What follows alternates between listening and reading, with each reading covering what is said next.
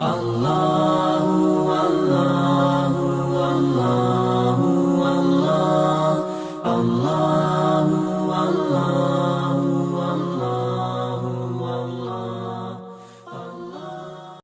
بالله من الشيطان الرجيم. بسم الله الرحمن الرحيم. طاسين. تلك آيات الكتاب المبين. نتلو عليك من نبأ موسى وفرعون بالحق لقوم يؤمنون. إن فرعون علا في الأرض وجعل أهلها شيعا يستضعف طائفة منهم يذبح أبناءهم ويستحيي نساءهم إنه كان من المفسدين. ونريد أن نمن على الذين استضعفوا في الأرض ونجعلهم أئمة ونجعلهم الوارثين. ونمكن لهم في الأرض ونري فرعون وهامان وجنودهما منهم ما كانوا يحذرون. وأوحينا إلى أم موسى أن أرضعيه فإذا خفت عليه فألقيه في اليم ولا تخافي ولا تحزني إنا رادوه إليك وجاعلوه من المرسلين.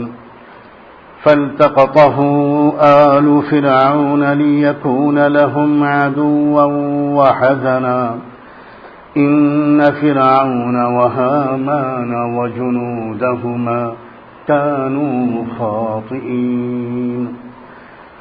وقالت امرأة فرعون قرة عين لي ولك لا تقتلوه عسى أن ينفعنا أو نتخذه ولدا وهم لا يشعرون. وأصبح فؤاد أم موسى فارغا إن كادت لتبدي به لولا أن ربطنا على قلبها لتكون من المؤمنين. وقالت لأخته قصيه فبصرت به عن جنب وهم لا يشعرون. وحرمنا عليه المراضع من قبل فقالت هل أدلكم على أهل بيت يكفلونه لكم وهم له ناصحون. فرددناه إلى أمه كي تقر عينها ولا تحزن ولتعلم أن وعد الله حق ولكن أكثرهم لا يعلمون. صدق الله مولانا العظيم.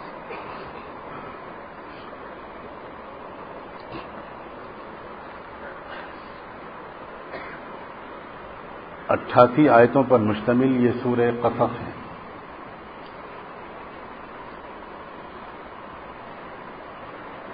رحمت دو عالم سیدنا محمد رسول اللہ صلی اللہ علیہ وآلہ وسلم جس زمانے میں ایمان کے سکھانے اور دلوں کے پاک کرنے میں لگے تھے، اس وقت اللہ تبارک و تعالیٰ نے قرآن مجید میں مسلسل ایمان کو سکھانے والا قرآن کا حصہ اتارا. انہی میں سے ایک یہ سورہ قصص ہے، جس میں پچھلے دور کے کچھ ایسے واقعات بیان کیے گئے ہیں جن سے ایمان سمجھ میں آتا ہے، جن سے لا الہ الا اللہ کی حقیقت سمجھ میں آتی ہے. جن سے معلوم ہوتا ہے کہ جس اللہ پر ایمان لائے ہیں ایمان والے، وہ اللہ کی صفات کیا ہیں، اس اللہ کی پہچان، اس اللہ کا تعارف نصیب ہوتا ہے۔ ہم سب لوگ وہ ہیں کہ الحمدللہ ثم الحمدللہ ہمیں کلمہ طیبہ نصیب ہے، اور ایک درجے میں ایمان بھی ہم کو نصیب ہے۔ اسی کی بدولت آج ہم اور آپ یہاں جمع ہیں۔ اس ایمان میں برابر ترقی کی گنجائش ہے اور اضافے کی گنجائش ہے، اور ہم سب کو اس کی ضرورت ہے کہ مسلسل ایمان کو سیکھتے رہیں، ایمان کو تازہ کرتے رہیں، اور ایمان سے آگے بڑھ کر مکمل اطمینان کی حد تک ہم پہنچیں۔ واقعات جو اللہ تعالیٰ نے پچھلی قوموں کے پچھلے زمانے کے بیان فرمائے ہیں، وہ مورخوں کے طرز پر بیان نہیں فرمائے۔ مقصد تاریخ کا سنانا نہیں ہے، اسی لیے واقعات کی غیر ضروری تفصیلات قرآن مجید نے بیان نہیں کی۔ واقعہ سنایا ہے صرف ایمان کو سمجھانے کے لیے، اس لیے واقعے کا اتنا ہی حصہ بیان ہوتا ہے جس سے کہ ایمان سمجھ میں آئے۔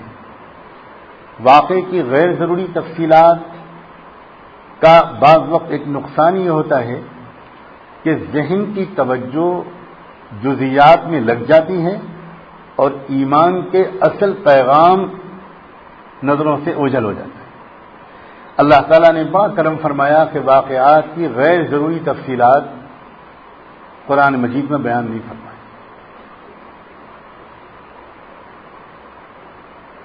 جو واقعہ پہلے اس صورت میں بیان ہوا ہے وہ حضرت موسیٰ علیہ السلام کا واقعہ ہے۔ سب سے زیادہ قرآن مجید میں جس نبی کا واقعہ اور ان کی زندگی کے مختلف واقعات بیان ہوئے ہیں وہ حضرت موسیٰ علیہ السلام، اور اس کی غالباً ایک وجہ یہ بھی تھی کہ جن مختلف قسم کے حالات کا مقابلہ کرنا پڑ رہا تھا، پڑنے والا تھا سیدنا محمد الرسول اللہ صلی اللہ علیہ وآلہ وسلم کو، ان مختلف قسم کے حالات کا مقابلہ کرنا پڑا تھا حضرت موسیٰ علیہ السلام۔ یہ جو صورت ہے یہ شروع ہوئی ہے ق-س-م۔ یہ حروف قرآن مجید میں بہت سی صورتوں سے پہلے الگ الگ حروف سے صورتیں شروع کی گئی ہیں۔ آپ جانتے ہوں گے کہ ان حروف کو حروف مقطعات کہا جاتا ہے۔ یہ تو نہیں ہو سکتا کہ قرآن مجید میں کوئی لفظ یا کوئی حرف بولا گیا ہو اور اس کا کوئی مفہوم نہ ہو، یہ تو ناممکن ہے۔ لا یعنی اور لغو بات کوئی سمجھدار انسان بھی نہیں کرتا۔ رب العالمین علیم و حکیم کیا کریں گے؟ یقیناً ان حروف کے معنی ہیں، اور یقیناً ان حروف کا صورتوں کے مضمونوں سے کچھ تعلق ہے، ورنہ ہر صورت میں ایک ہی قسم کے حرف استعمال ہوتے۔ کہیں پر الف لام میم ہے، کہیں الف لام را ہے، کہیں الف لام میم را ہے، کہیں کاف ہا یا عین صاد ہے، کہیں ہا میم ہے، کہیں طا سین ہے، کہیں طا ہا ہے، کہیں یا سین ہے، اور یہاں طا سین میم ہے۔ یقینی طور پر الگ الگ حروف کا استعمال کرنا ایک بامقصد ہے عمل۔ تیسری بات،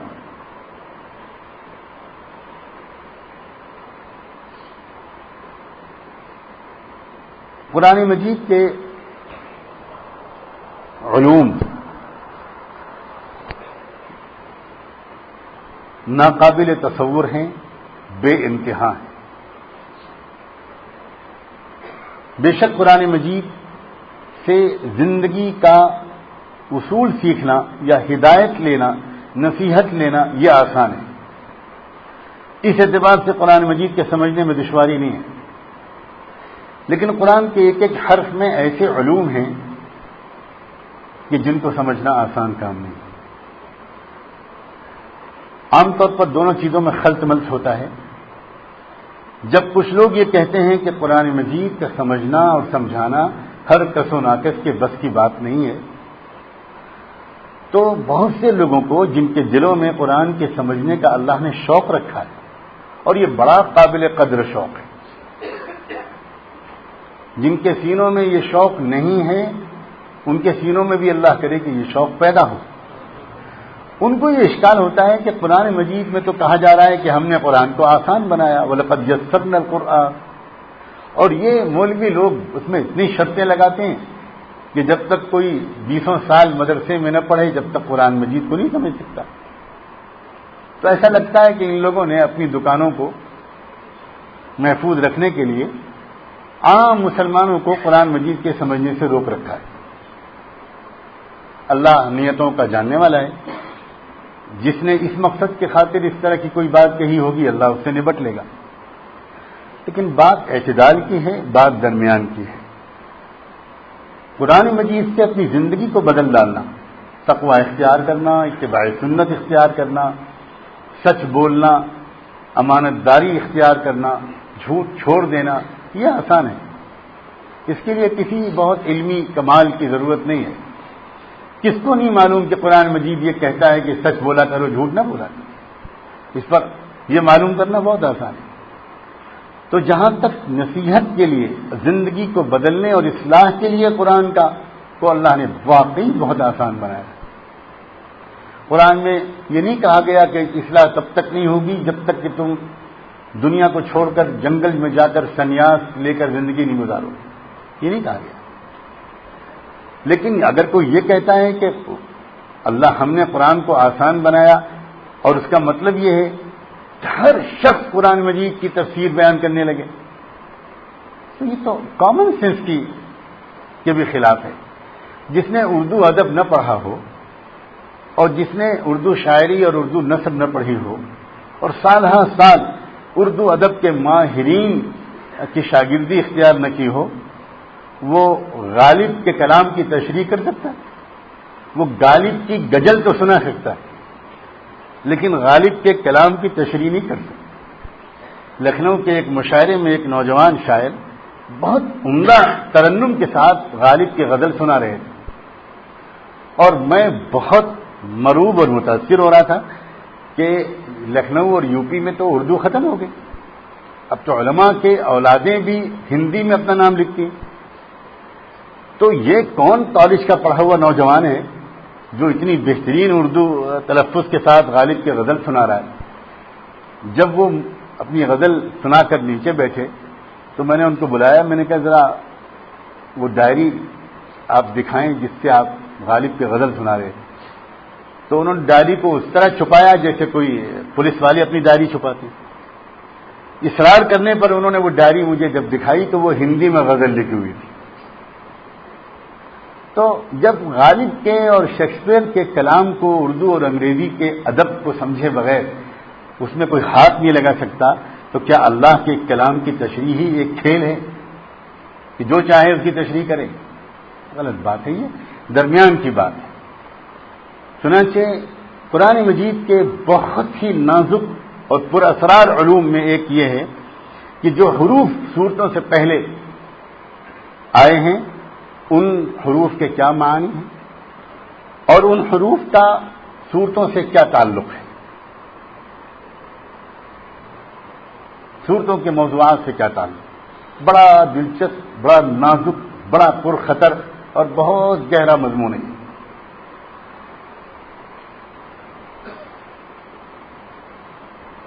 سیدنا محمد رسول اللہ صلی اللہ علیہ وآلہ وسلم نے جو مزاج بنایا تھا صحابہ کرام کا، اور یہ بہت اہم بات ہے جو یہ عرض کی جا رہی ہے، جو مزاج بنایا تھا اللہ کے رسول نے پوری امت کا، تمام صحابہ کرام کا، وہ یہ تھا کہ عملی انسان بنو اور عمل میں لگو، اور جو بات زندگی سے براہ راست متعلق نہ ہو اس کے سمجھنے کی کوشش میں مت لگو، وقت کم ہے اور کام زیادہ ہے۔ اس لیے انہوں نے امت کا مزاج عملی بنایا۔ یہی وجہ ہے کہ صدیق اکبر رضی اللہ تعالیٰ عنہ ایک مرتبہ تلاوت کرتے ہوئے وفاکہۃ وابا،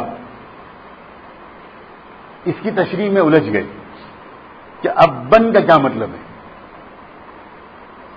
سوچتے رہے قریدتے رہے، معلوم کرتے رہے۔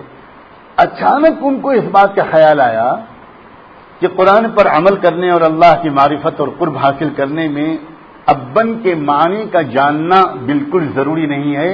اس پر انہوں نے استغفار کیا کہ اللہ مجھے معاف فرما دیجئے، میں نے ایک غیر ضروری کام میں اپنا وقت ضائع کیا۔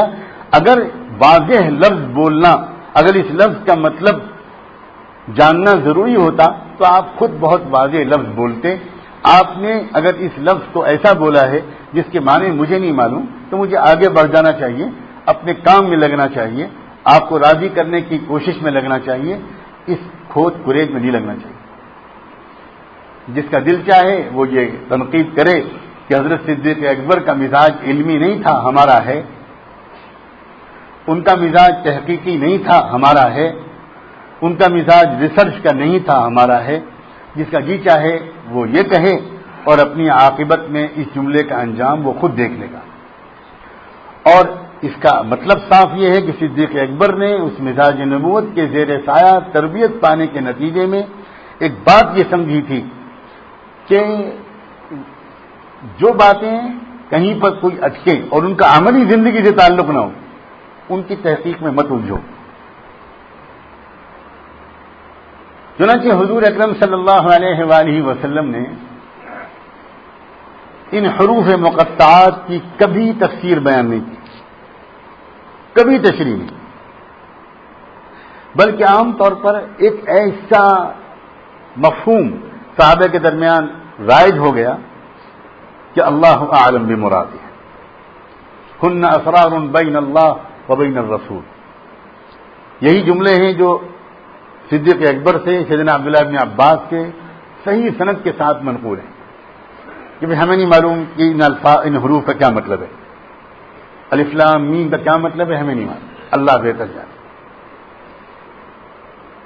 ایک بات اور، یہ کہنا کہ ہم کو نہیں معلوم اللہ بہتر جانے، یہ آج کے دور میں بہت مشکل ہو گیا ہے، کیونکہ ہم میں سے کوئی یہ اعتراف کرنا نہیں چاہتا کہ کوئی چیز قرآن و حدیث میں ایسی ہے جو ہم نہیں جانتے۔ صرف اپنے نفس کی شرارت کی وجہ سے ہم بہت سی ایسی چیزوں کی تشریح کرنا چاہتے ہیں جن کی تشریح کرنے کا ہم کو حق نہیں ہے۔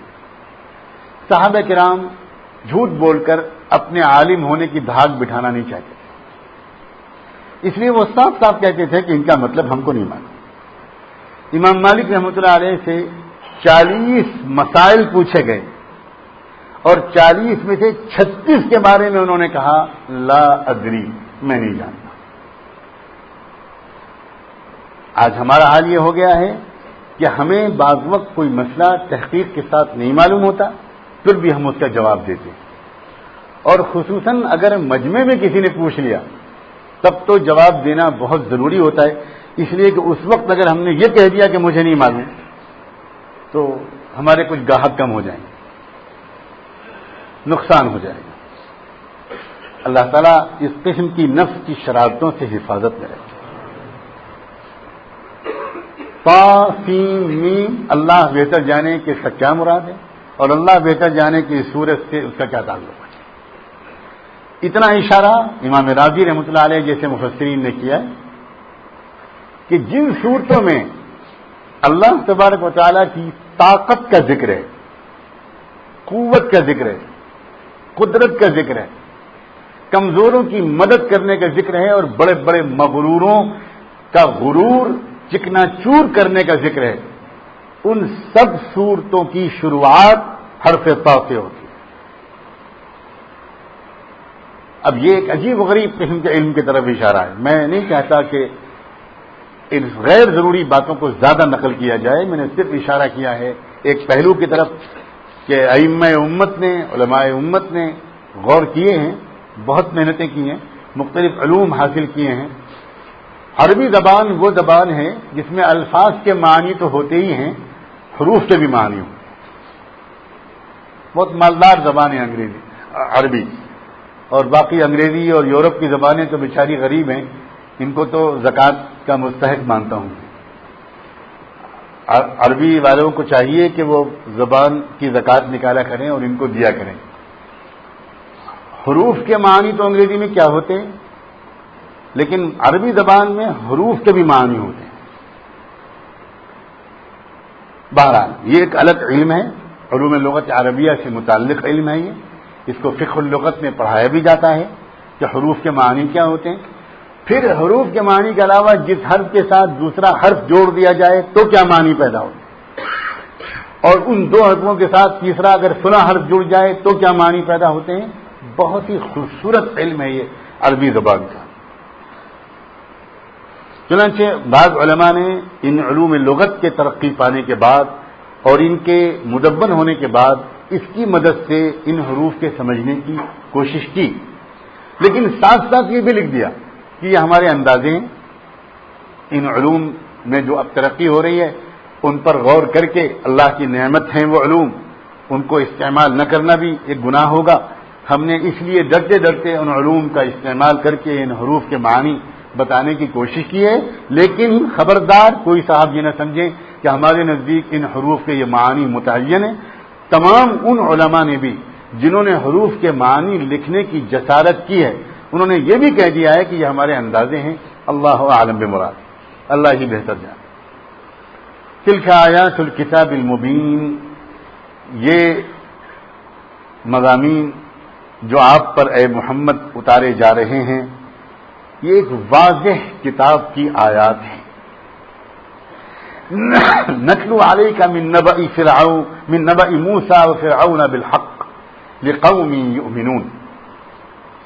ہم آپ کو موسیٰ علیہ السلام اور فرعون کے واقعات میں سے کچھ سنانے جا رہے ہیں، اور اس کا فائدہ وہ لوگ اٹھائیں گے جن کے دلوں میں ایمان آ گیا ہے، وہی سمجھ پائیں گے اس واقعے کا اصل پیغام. بہت اہم بات ہے. صحابہ کرام کہا کرتے تھے تعلمنا الایمان ثم تعلمنا القرآن. ہم نے پہلے ایمان سیکھا پھر ہم نے قرآن سیکھا. اللہ تعالیٰ اپنے کرم سے قرآن مجید کے علم کے عام کرنے کا دور شروع کرا دے. جس طرح اس نے ایمان کی محنت کو عام کرنے کا دور شروع کرایا، اللہ تعالیٰ اب اگلا ورق پلٹنے کی بھی ہم کو توفیق عطا فرمائے اور ہم ایمانی نقطہ نگاہ سے قرآن مجید کو سمجھنے اور سیکھنے کی کوشش کریں. ایمانی نقطہ نظر بنائے بغیر اگر کوئی شخص قرآن کو سمجھنے کی کوشش کرے گا تو بجائے ہدایت کے ہو سکتا ہے اسی کتاب ہدایت سے اس کو گمراہی مل جائے. یضل به کثیرا ویہدی به کثیرا وما یضل به الا الفاسقین. فرمایا اس واقعے سے فائدہ وہ لوگ اٹھائیں گے جو اپنا ایمان بنا چکے ہیں، سیکھ چکے ہیں، سمجھ چکے ہیں کچھ. ان کا ایمان بڑھے گا، ان کی بصیرت بڑھے گی، ان کی فہم اور پختہ ہوگی. ان فرعون علا فی الارض، بلا شبہ فرعون سرزمین میں بہت سرکش ہو گیا تھا، بہت بڑائی اس نے اختیار کر لی تھی. وجعل اہلها شیعا، اور اس نے اس علاقے کے باشندوں کو آپس میں لڑا رکھا تھا، پھوٹ ڈال رکھی تھی. مجھے یقین ہے کہ آپ ماضی کے آئینے میں حال کو بھی دیکھتے چلیں گے، اور جب پچھلے دور کے فرعون کا ذکر آئے گا تو اس دور کا فرعون بھی آپ کو یاد آئے گا. کوئی حالات حاضرہ کو سمجھنے کی وہ کوشش جو قرآن مجید کے علاوہ اخبارات کے ذریعے کوئی سمجھے، کوئی ریڈیو اور ٹی وی کے ذریعے سمجھے، وہ حالات حاضرہ کو نہیں سمجھ سکتا۔ دیکھیے قرآن مجید ایسا لگتا ہے کہ آج کا حال بیان کر رہا ہے۔ ان فرعون علا فی الارض، آج بھی دنیا میں کوئی فرعون ہے جو پوری دنیا کو کے سامنے ایک بات کہتا ہے کہ انا ربکم الاعلی، انا احیی و امیت، عزت اور ذلت اور زندگی اور موت میرے ہاتھ میں۔ وجعل اہلہا شیعا، آج جو قومیں اس فن میں ماہر مانی جاتی ہیں، پھوٹ ڈالو اور حکومت کرو، ڈیوائڈ اینڈ رول، صاف معلوم ہوتا ہے کہ یہ کوئی نئی چیز نہیں ہے، یہ فرعونی وراثت ہے۔ جو فرعون ہوگا اس کو اپنے ظالمانہ نظام کے دنیا پر چلانے اور دنیا کے کمزوروں پر اپنا جبر و استبداد قائم کرنے کے لیے دنیا کی مختلف قوموں کے درمیان جنگ چھیڑنی پڑے گی، پھوٹ ڈالنا ہی پڑے گا، یہ ان کی مجبوری اور ایک ضرورت ہے۔ یستضعف طائفة منہم، تو دنیا میں مختلف لوگوں کے درمیان جس طرح پھوٹ ڈالی تھی اس وقت کے فرعون نے سرزمین مصر میں، اس پورے خطے میں، اس میں سے ایک گروہ کو تو وہ بہت زیادہ گھٹا رکھا تھا، کمزور کر رکھا تھا، معاشی لحاظ سے، سیاسی لحاظ سے، تعلیمی لحاظ سے، ذہنی اور نفسیاتی لحاظ سے، صحت اور تندرستی کے لحاظ سے، آزادی کے لحاظ سے، ہر لحاظ سے ایک گروہ کو بہت کچل رکھا تھا۔ آپ برابر ذہن کو ماضی اور حال دونوں طرف خود بخود لے جائیں گے انشاءاللہ، خود بخود ذہن منتقل ہوگا۔ یذبح ابناءهم ویستحیی نساءهم، وہ اس فرعون نے ایک حکمت عملی اور اختیار کی تھی، اس کے طرز حکمرانی کا ایک نمونہ یہ بھی تھا کہ وہ نوجوان لڑکوں کو تو قتل کروا رہا تھا، نوجوانوں کو قتل کروا رہا تھا، وَيَسْتَحْيِي نِسَاءَهُمْ، لیکن لڑکیوں کو زندہ رہنے دیتا تھا۔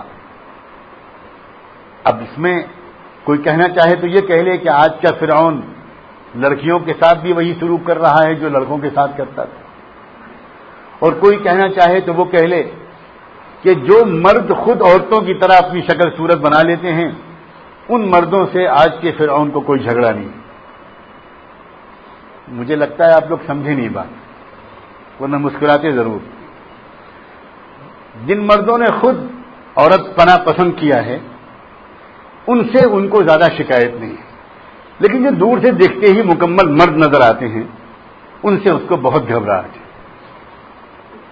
وہ اگر ہوائی اڈے پر نظر آتے ہیں مرد تو زیادہ چوکنا ہو جاتی ہے سیکورٹی کہ مرد آ گئے۔ ابھی تک تو 10,000 عورتیں تھیں لیکن اب 10 مرد آ گئے۔ پوچھو یہ کہاں جا رہے ہیں، کیوں جا رہے ہیں؟ یہ کچھ پھیلانے جا رہے ہیں؟ ان کو ویزا کس نے بھیجا؟ یہ جا کیوں رہے ہیں؟ مردوں کی طرف توجہ ہوتی ہے۔ اب یہ ہمارا اپنا اختیار ہے، ہم چاہیں تو مرد بنیں اور چاہیں تو کچھ اور بنیں۔ انہ کان من المفسدین، فرعون اسپیشلسٹ تھا فساد پھیلانے میں، وہ تھا آپس میں لڑائی جھگڑا کرانے کا ماہر۔ عجیب و غریب بات، افساد فی الارض ایک اصطلاح ہے قرآن، قوموں کو لڑانا، آپس میں پھوٹ ڈالنا، ان سے کچھ کہنا ان سے کچھ کہنا، اور دونوں کے درمیان حکم بھی بننا، ان کو ان سے نفرت میں مبتلا کرنا، ان کو ان سے خوف میں مبتلا کرنا۔ آپ خود سمجھ رہے ہیں کہ پچھلے دور کی فرعونیت کا بھی یہ اگر اصول تھا تو آج کے دور کی فرعونیت بھی اس کے بغیر نہیں چل سکتی۔ پروفیسر جورج لندن یونیورسٹی میں فلسفی اور ہسٹری دونوں کے محکموں کے ہیڈ رہے ہیں، بڑے مصنف اور مورخ گزرے ہیں۔ ان کی ایک کتاب ہے تہذیب جدید پر، موجودہ تمدن پر، اگرچہ خود وہ انگریز ہیں، خود وہ مغربی ہیں، لیکن ہوتے ہیں ہر معاشرے کے اندر کچھ لوگ۔ انہوں نے کتاب لکھی ہے دا وکڈ سویلائزیشن، ناپاک اور منحوس تہذیب۔ اس میں انہوں نے ایک جملہ لکھا ہے، یہ جو جمہوریت کا نظام ہے نا، جس پر ہم بھی فریفتہ ہیں اور نہیں جانتے کہ جمہوریت کی حقیقت کیا ہے، تو اس پر انہوں نے لکھا ہے کہ اس نظام کی ایک مجبوری ہے کہ ایک سماج کو دوسرے سماج کی نفرت میں مبتلا کرنا ہمارے جمہوری نظام کی مجبوری ہے۔ ایک سماج دوسرے سماج سے نفرت کرے، دوسرا سماج پہلے سماج سے ڈرے، ایک طرف نفرت ایک طرف خوف، تبھی تو ووٹ ملیں گے۔ اگر سب مطمئن ہو، کسی کو کسی سے نفرت ہی نہیں، کسی کو کسی سے خوف ہی نہیں، تو پھر کون ووٹ دینے جائے گا اور کس نام پر ووٹ مانگیں گے؟ یہاں تک کہ پروفیسر جوش نے لکھا ہے کہ اگر زمین میں کوئی ایشو ایسا میں نہ کھڑا کر سکا، لکھا ہے میں اگر الیکشن میں کھڑا ہوں اور زمین میں اس علاقے میں کوئی ایسا ایشو میں نہ چھیڑ سکا جس سے کوئی لوگ آپس میں لڑیں اور نفرت اور خوف پیدا ہو، تو میں ستاروں پر جا کر وہاں سے کوئی ایشو اتار کر لاؤں گا تاکہ اسی کے نام پر لوگ لڑیں، اس لیے کہ اس کے بغیر مجھے ووٹ نہیں ملیں گے۔ یہ تبصرہ کسی عالم کا، کسی مسلم داعی کا نہیں ہے، یہ شہید شاہد من اہلہا، یہ گھر کے بھیدی نے لنکا ڈھائی ہے، اس نے خود یہ راز فاش کیا ہے۔ فرعونی نظام اس 7 فی الارض کے بغیر نہیں چل سکتا، نہ کل چل سکتا تھا، نہ آج چل سکتا ہے، نہ آئندہ چلے گا۔ قرآن مجید بلا وجہ یہ کہانیاں نہیں سنا رہا ہے، اور یہ وقتی طور پر اگر صرف اللہ کے رسول کو اور صحابہ کو بتانا ہوتا، امت کو ضرورت آئندہ نہ پڑتی، تو قرآن مجید میں اس کے رکھنے کی کوئی ضرورت نہیں تھی۔ جتنی جلد ہم قرآن مجید کی طرف رجوع کریں گے اتنی جلد ہم کو صحیح رہنمائی ہر معاملے میں ملے گی۔ مشکل یہ ہے کہ بہت عرصہ ہو گیا امت کے خواص اور امت کے عوام قرآن مجید کی رہنمائی سے بڑی حد تک محروم ہے۔ اللہ تعالیٰ اپنے کرم سے قرآن مجید کی رہنمائی ہمیں عطا فرمائے، ہم کو اس کی طلب عطا فرمائے۔ انہ کان من المفسدین، فرعون بلا شبہ بہت بگاڑ کرنے والا تھا، مفسد تھا، بہت بڑا مفسد تھا۔ وَنُرِيدُ أَن نَّمُنَّ عَلَى الَّذِينَ اسْتُضْعِفُوا فِي الْأَرْضِ وَنَجْعَلَهُمْ أَئِمَّةً وَنَجْعَلَهُمُ الْوَارِثِينَ۔ عجیب لہجہ ہے اللہ کا اس آیت کا سادہ سا ترجمہ۔ فرعون تو اس خیال میں تھا، اور ہم کیا منصوبہ بنا رہے تھے؟ اللہ تعالیٰ فرماتے ہیں وَنُرِيدُ، اور ہمیں یہ منظور تھا اور ہمیں یہ منظور ہے۔ علماء جو یہاں بیٹھے ہیں وہ سمجھ رہے ہوں گے کہ میں نے تھا کے ساتھ ہے کیوں کہا ہے۔ اگر یہ صرف ماضی کا واقعہ تھا تو قرآن مجید میں نُرِيدُ نہیں کہنا چاہیے تھا، اردنا کہنا چاہیے کہ ہم نے یہ فیصلہ کیا۔ کیا فیصلہ کیا؟ أَن نَّمُنَّ عَلَى الَّذِينَ اسْتُضْعِفُوا فِي الْأَرْضِ، کہ جن لوگوں کا قد ملک میں گھٹایا جا رہا تھا، جن کو اقلیت اور کمزور بتایا جا رہا تھا، جن کو کمزور کیا جا رہا تھا، ہم کو یہ منظور ہے کہ اب ہم ان کو اوپر اٹھائیں، ان پر احسان کریں۔ وَنَجْعَلَهُمْ أَئِمَّةً، اور ان کو ہم دنیا کی قیادت دیں، ملک کی قیادت دیں۔ وَنَجْعَلَهُمُ الْوَارِثِينَ، اور انہی کو، اس فاسد گروہ کو ہٹا کر ان کو تخت نشین بنائیں، ان کو وارث بنائیں۔ وارث تو تبھی ہوتا ہے جب مورث ختم ہو جاتا ہے، وارث تو تبھی کوئی بنتا ہے جبکہ صاحب ارث دنیا سے ہٹ جاتا ہے۔ اشارہ ہے اس طرف، اور کن الفاظ میں اشارہ ہے؟ وَنُرِيدُ أَن نَّمُنَّ عَلَى الَّذِينَ اسْتُضْعِفُوا فِي الْأَرْضِ وَنَجْعَلَهُمْ أَئِمَّةً وَنَجْعَلَهُمُ الْوَارِثِينَ۔ عربی زبان کے لحاظ سے اگر یہ صرف ماضی کا ایک فیصلہ تھا، یہ تو آپ سمجھ گئے ہوں گے کہ اللہ تعالیٰ نے اس آیت کے اس حصے میں کیا فرمایا۔ فرعون کا منصوبہ بیان کیا اور پھر اپنا واقعہ، اپنا منصوبہ بیان کیا کہ وہ یہ چاہ رہے تھے اور ہم نے یہ چاہا۔ دو باتیں عرض ہیں۔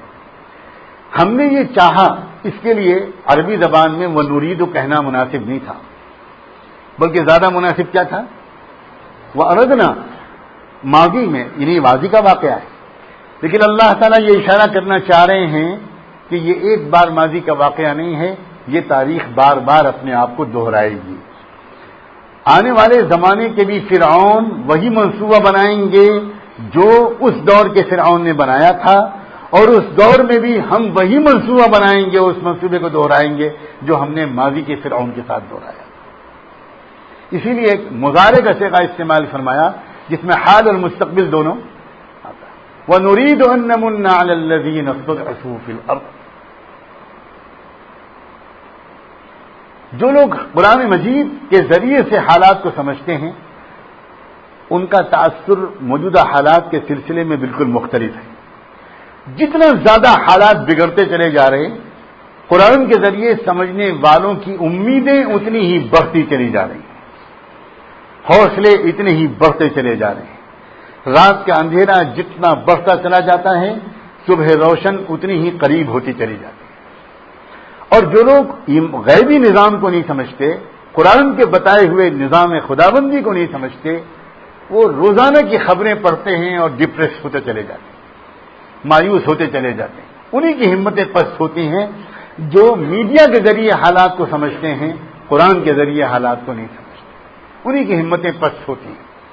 ورنہ جو لوگ روزانہ قرآن کی تلاوت کرتے ہیں، قرآن مجید کو سمجھنے کی کوشش کرتے ہیں، جب بھی کوئی واقعہ رونما ہوتا ہے وہ فوراً قرآن کھول کے بیٹھ جاتے ہیں اور قرآن مجید میں اس واقعے کی طرف اشارات تلاش کرتے ہیں، اللہ سے دعا کرتے ہیں کہ اللہ ہم کو قرآن مجید میں ان حالات کے بارے میں جہاں پر بھی اشارے موجود ہوں، اے اللہ ہماری اس طرف رہنمائی فرما دے، اور وہ ان آیات کو پڑھ کر ان کا ایمان، ان کا حوصلہ، ان کی امید کئی گنا بڑھ جاتی۔ وَنُرِيدُ أَن، ایسا لگ رہا ہے اس عاجز کو جیسے اللہ مبالغے سے بچائے، جیسے اللہ تعالیٰ آج کے حالات کے بارے میں ہمارے کان میں کہہ رہا ہے وَنُرِيدُ أَن نَّمُنَّ عَلَى الَّذِينَ اسْتُضْعِفُوا فِي الْأَرْضِ وَنَجْعَلَهُمْ أَئِمَّةً وَنَجْعَلَهُمُ الْوَارِثِينَ۔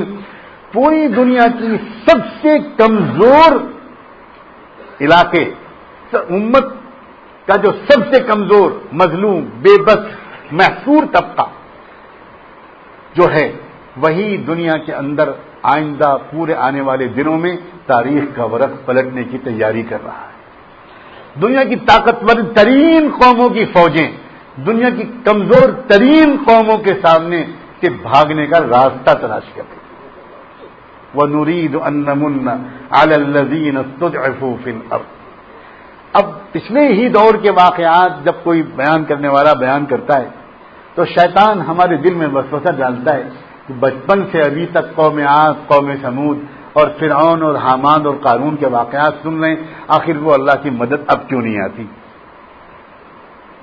انشاءاللہ اب صرف ماضی کے واقعات کے بیان کرنے کی ضرورت نہیں ہے، حال کے واقعات کو جاننے کی ضرورت ہے۔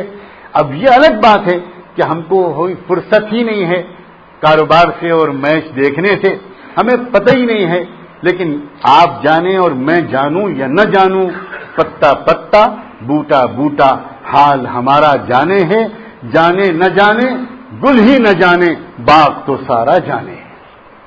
ساری دنیا جان رہی ہے کہ کمزور ترین قوم، جہاں لکھنے کے لیے کاغذ بازار میں اویلیبل نہیں ہے، جہاں لکھنے کے لیے پین بازار میں اویلیبل نہیں ہے، جہاں بچوں کے پڑھنے کے لیے اسکول نہیں ہے، جہاں رہنوں کے لیے مکان نہیں ہے، جہاں غاروں میں رہنا پڑ رہا ہے، ان غریب ترین لوگوں نے دنیا کی پہلے ایک سب سے بڑی طاقت کو دفن کیا اور اب دوسرے کی تدفین کی تیاری چل رہی ہے۔ تجہیز و تکفین تو شروع ہو چکی ہے، بس تدفین باقی ہے، اللہ وہ بھی جلدی کر دے۔ وَنُرِيدُ أَن نَّمُنَّ عَلَى الَّذِينَ اسْتُضْعِفُوا فِي الْأَرْضِ وَنَجْعَلَهُمْ أَئِمَّةً وَنَجْعَلَهُمُ الْوَارِثِينَ وَنُمَكِّنَ لَهُمْ فِي الْأَرْضِ۔ اللہ تعالیٰ فرماتے ہیں اور ہم نے فیصلہ کر لیا اور ہمارا منصوبہ ہے، ہمارا ارادہ ہے کہ زمین کا مالک بنانے کے ساتھ ان کو ہم زمین میں مضبوط اقتدار بھی دیں گے۔ وَنُرِيَ فِرْعَوْنَ وَهَامَانَ وَجُنُودَهُمَا مِنْهُمْ مَا كَانُوا يَحْذَرُونَ، اور فرعون اور حامان ان کی فوجوں کو ان کمزور لوگوں کی طرف سے وہ دکھائیں گے جن کا ان کو ڈر تھا۔ کچھ کسر ہے اس میں، کچھ باقی ہے، سبھی کچھ اللہ نے نہیں کہہ دیا۔ جن جن چیزوں کا تم کو اندیشہ تھا وہی دکھائیں گے ہم تم کو. کیا زبردست خوشخبری ہے. کیا اللہ تعالیٰ کی طرف سے حوصلوں کو بلند کرنے کا سامان اپنی کتاب میں نازل. اللہ ہمیں ان بندوں میں نہ بنائے جو خالی یہ سن سن کر تالی بجائیں اور صرف تماشا ہی دیکھتے رہیں، اس لیے کہ جو تماشا دیکھتے رہتے ہیں وہ بالآخر خود تماشا بن جاتے ہیں. اب کیسے ہوا یہ کام؟ اللہ تعالیٰ نے یہاں سے واقعہ بیان کرنا شروع. پوری سورت میں ایک طویل سلسلہ ہے. میں تو چند آیات اس میں سے آج آپ کے سامنے پیش کر سکوں گا. وَأَوْحَيْنَا إِلَىٰ أُمِّ مُوسَىٰ أَنْ أَرْضِعِهِ. کہانی شروع ہوتی ہے ایک بچے کی پیدائش سے، اور یہ بچہ وہ ہے جس کے بارے میں پہلے سے ڈر ہے. ایک بچہ پیدا ہوگا جس کے نتیجے میں ہماری موروثی سلطنت ہمارے ہاتھ سے نکل جائے گی. اللہ کا یہ منصوبہ لیک کیوں ہوا؟ یہ ویکی لیکس نئی چیز نہیں ہے. لیکیج کا خداوندی نظام بہت پرانا ہے. جب اللہ تعالیٰ چاہتے ہیں ایک آدھ ڈراپ لیک کرا دیتے ہیں. اللہ اکبر.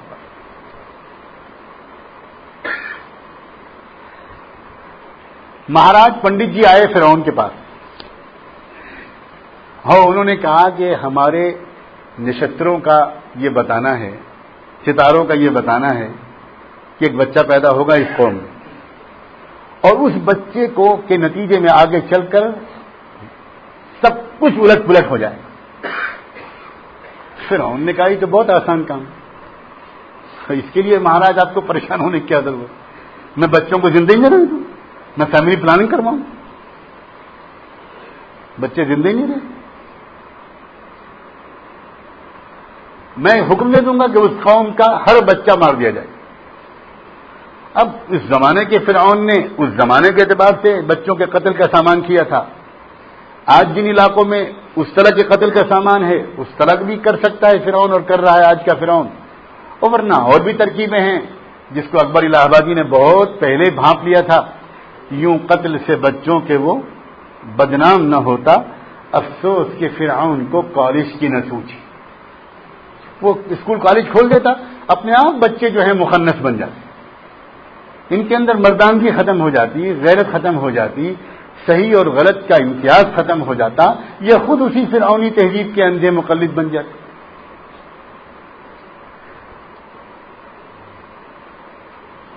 چنانچہ اس نے کیا حکم دیا؟ بچوں کو قتل کر دیا جائے، کسی لڑکے کو زندہ نہ رہنے دے.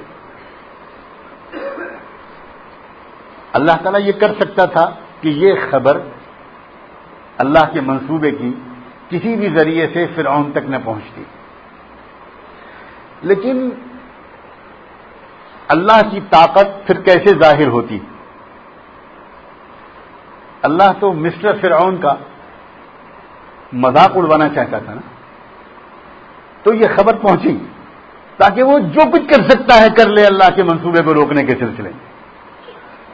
اور پھر اس کے بعد بتائے گا اللہ اس کو اس کی اوقات کہ تم میرے منصوبے کو روک سکتے تھے. چنانچہ اس منصوبے کے نتیجے میں بہت سے بے گناہ بچے قتل ہوئے، آج بھی ہو رہے. لیکن جس بچے کی وجہ سے وہ بچے قتل ہوئے اس بچے کو کوئی چھو نہ سکا،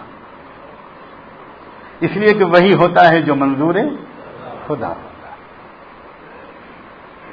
کیسے حفاظت ہوئی اس بچے کی؟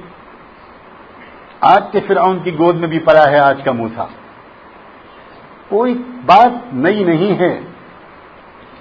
ہر زمانے میں اللہ نے فرعون کی آنکھوں پر ایسی ہی پٹی باندھی ہے، انہی بیوقوفوں سے کام لیا ہے اور پھر اللہ کی قدرت نے مذاق اڑایا ہے.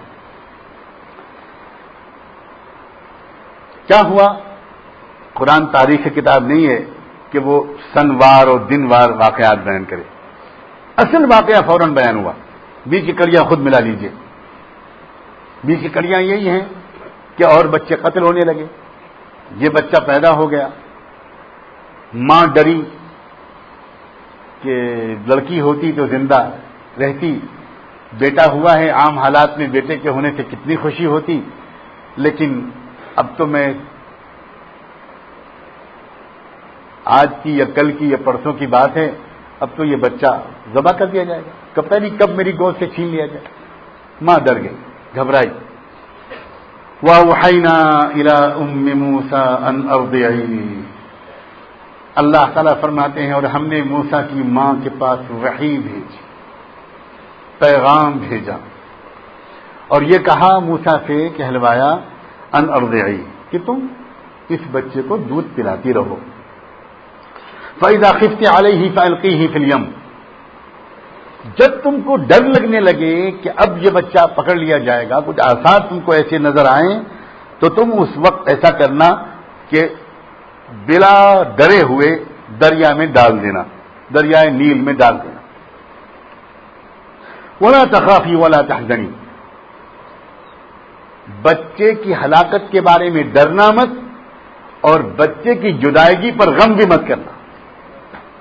ماں کے لیے کتنا مشکل کام ہے، یہ ماں سمجھ سکتی ہے، لیکن سلام ہو اس عورت پر، اس کے ایمان پر، اس کے یقین پر، کہ اس کو یقین تھا کہ اللہ تعالیٰ کی طرف سے اگر مجھ سے 2 وعدے کیے گئے، اِنَّا رَادُّوهُ إِلَيْكَ وَجَاعِلُوهُ مِنَ الْمُرْسَلِينَ، ہم ایک وعدہ یہ کرتے ہیں کہ یہ بچے کو تمہاری گود تک ضرور واپس پہنچائیں، اور دوسرا وعدہ یہ کرتے ہیں کہ اس بچے کو ہم اپنا پیغمبر بنائیں گے۔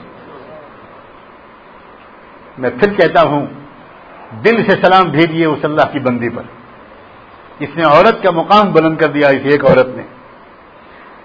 کس نے کہا ہے کہ عورتوں کے اندر اللہ سے تعلق اور عشق نہیں آ سکتا؟ کس نے کہا ہے؟ کس نے کہا ہے کہ عورتیں خالی کچن کے لیے، کپڑے دھونے کے لیے، بچے پیدا کرنے کے لیے ہوتی؟ کس نے کہا ہے؟ یہ ظالم ہے جس نے یہ کہا ہے، اور ہم نے اپنے سے اکثر نے اپنی عورتوں کے ساتھ یہی سلوک کیا ہے، یہی ظلم کیا ہے۔ خود بھلے ہم جماعتوں میں نکلتے رہے ہوں، اور خود بھلے ہم اللہ والوں کے پاس جاتے رہے ہوں، لیکن اپنی عورتوں کو ذکر کرنے والا ہم نے نہیں بنایا۔ اپنی عورتوں کے اندر ہم نے اللہ کی محبت کے چراغ روشن کرنے کی کوئی کوشش نہیں کی۔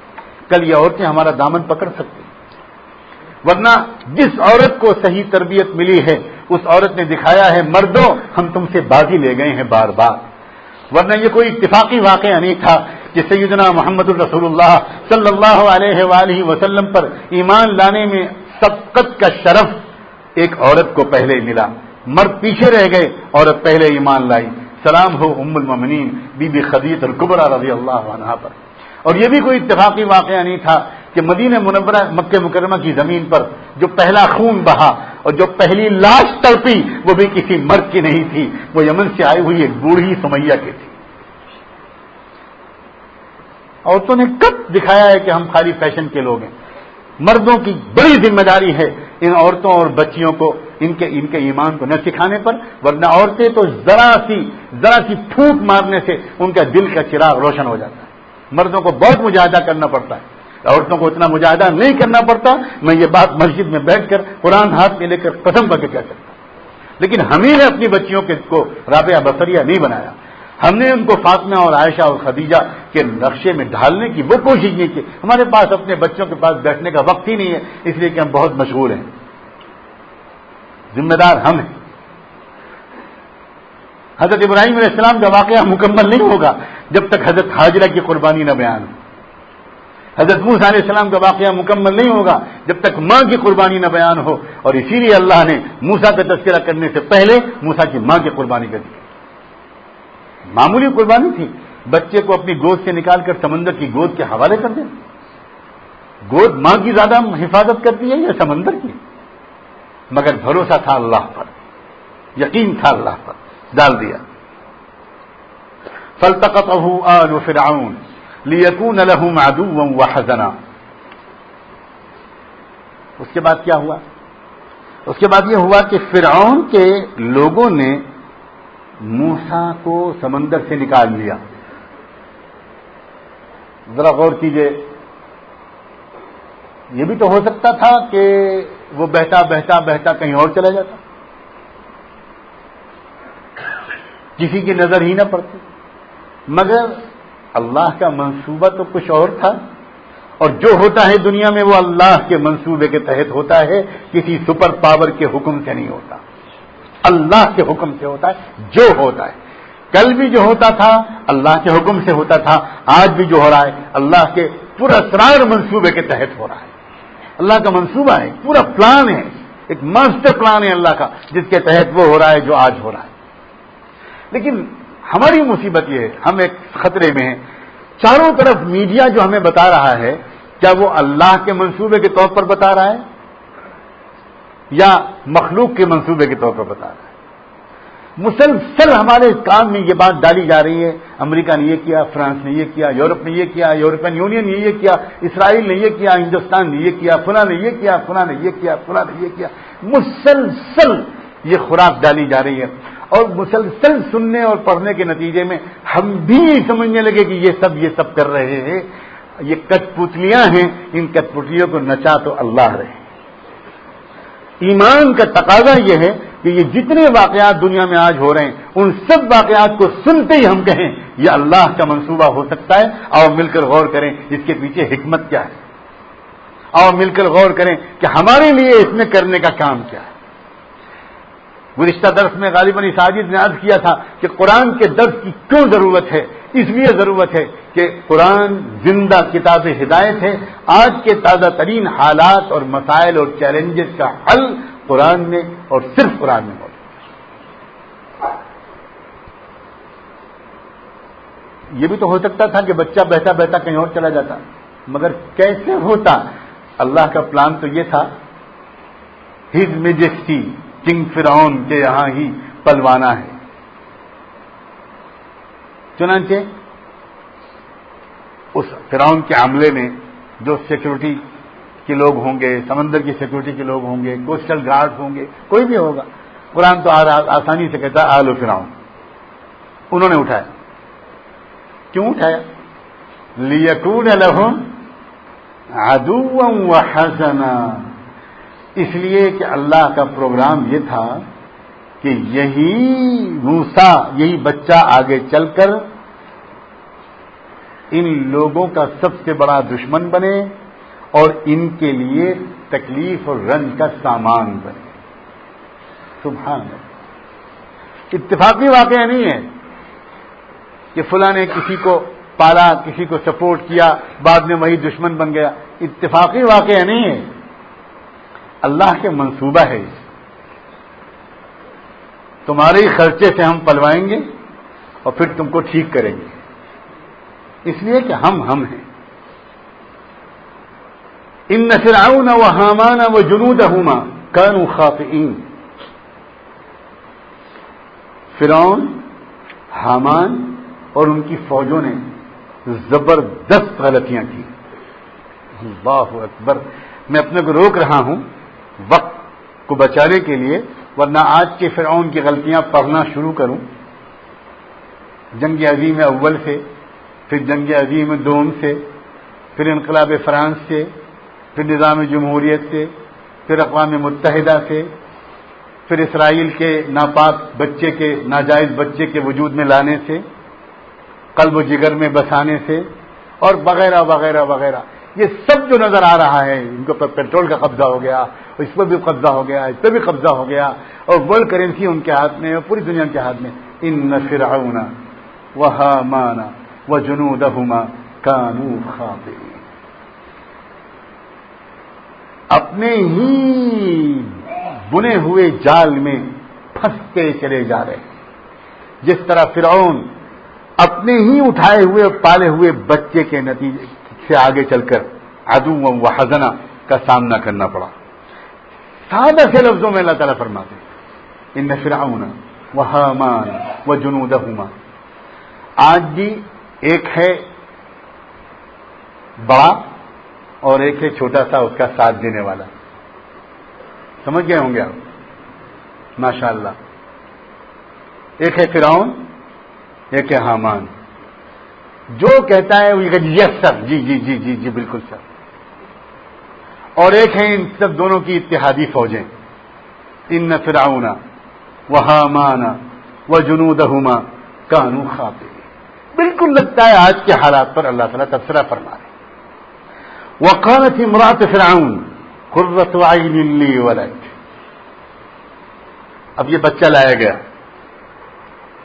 تحقیق ہوئی، یہ بچہ، ارے بکسے میں سے نکلا، بچہ بچہ بچہ بچہ، کیا کیا جائے اس بچے کا؟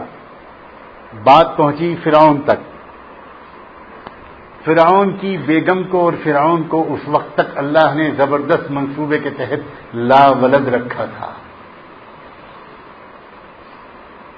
کوئی دوا ایسی ہوگی جو فرعون نے استعمال نہ کی ہو؟ معجون شبابی کہیں آپ استعمال نہ کر لیجیے گا، آپ سمجھیں کہ آج کے درس میں آنا وصول ہو گیا. ہدایت ملے نہ ملے، معجون شبابی کا نسخہ دیں. 3 سال سے بچہ نہیں ہوا، اب معجون شبابی کھاؤں گا، لگتا ہے حضرت کو کچھ تجربہ ہے.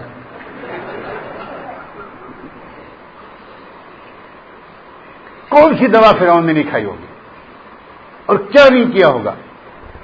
اس زمانے میں تو جادو کا بھی بڑا زبردست زور تھا، فرعون کے جادوگر، کیا کیا ہوا ہوگا، مگر کچھ نہ چلی کسی کی، اور حسرت اور تمنا بچے کی باقی رہی اسی دن کے لیے. ماں کون تھی؟ وہ فرعون کی بیوی، دنیا کی سب سے طاقتور حکمراں کی بیگم تھی، first lady of the Egypt, super power کے بادشاہ کی محبوب ترین بیوی تھی. اور فرعون کی اپنی بیوی سے محبت کا یہ انداز تھا کہ لاولد ہونے کے باوجود اس نے دوسری شادی نہیں کی تھی. اتنا عشق تھا فرعون کو اپنی بیوی سے. اب اس بیوی کے دل میں ایک خواہش آئی، یہ بچہ ہے، مجھے تو بچہ ہو نہیں رہا، اسی بچے کو میں پال لوں، اسی بچے کو ہم لوگ اپنا بچہ بنا لیں. اور زبان سے نکلا قرۃ عین لی ولک. سرکار، میرے سرتاج فرعون، جناب فرعون، میری اور آپ کی آنکھوں کی ٹھنڈک بنے گا یہ. لا تقتلوہ، اسے مت قتل کروائیے. عسیٰ ان ینفعنا او نتخذہ ولدا، یہ ہمارے عجب نہیں کہ ہمارے بہت کام آ جائے، اور عجب نہیں کہ یہ ہمارے بہت کام آ جائے، یا اسی کو اپنا بیٹا بنا لیں. وہم لا یشعرون، اور کسی کو خبر نہیں تھی کہ کون فرعون کی بیوی کے دل میں یہ تمنا ڈال رہا ہے اور اس کی زبان سے یہ جب نکلوا رہا ہے، کون ہے جو یہ سب کر رہا ہے، کسی کو خبر نہیں. آج بھی یہی ہو رہا ہے. یقین رکھیں، ایمان تازہ کریں، وہی اللہ اپنی اسی قدرت کے ساتھ آج بھی موجود ہے جس قدرت کے ساتھ وہ اس وقت تھا. اور یہ بھی عجیب بات ہے کہ یہ جتنے بڑے لوگ ہوتے ہیں یہ اپنی بیویوں کی باتوں کو کبھی نہیں ٹالتے. پتہ نہیں یہاں ایسے بڑے لوگ موجود ہیں کہ نہیں. اسی لیے دین کا کام کرنے والوں کا ایک اصرار یہ ہے کہ اگر بڑے لوگ خود نہ سمجھیں تو ان کی عورتوں کی اصلاح کی فکر کرو، وہ خود ٹھیک ہو جائیں گے. اللہ رسول کی یہ باتیں مانتے ہیں، پہلے اپنی عورت کی بات مانتے. چنانچہ فرعون کو کیا کہنا چاہیے تھا اس کے جواب میں کہ کیا تم عورت بننے کی بات کرتی ہو؟ میری سرکار پر بنی ہوئی ہے، میری سلطنت پہ بنی ہوئی ہے. یہ بچہ کم سے کم میں تحقیق تو کر لوں کہ اسی خاندان کا تو نہیں ہے جس کی وجہ سے میں نے بہت سے بچوں کو مروایا. یہ سب اس کو فرعون کو جواب میں کہنا چاہیے تھا، مگر کیسے کہہ سکتا تھا وہ؟ فرعون کا دل اور دماغ بھی تو اللہ ہی کے ہاتھ میں، بیوی کے دل بھی اللہ ہی کے ہاتھ میں، اور فرعون کا دل بھی اللہ ہی کے ہاتھ میں، اور میرا اور آپ کا اور پوری دنیا کے تمام مخلوقات اور انسانوں کا، بڑے بڑے لیڈروں کا دل بھی کس کے ہاتھ میں؟ اللہ کے ہاتھ. سب مخلوق ہیں، سب محتاج ہیں، سب بے بس ہیں، سب کمزور ہیں. طاقتور تو اللہ ہے، مالک تو اللہ ہے، ملک تو اللہ ہے، احکم الحاکمین تو ایک وحدہ لا شریک ہے. اس کی چلتی ہے، کسی کی نہیں چلتی.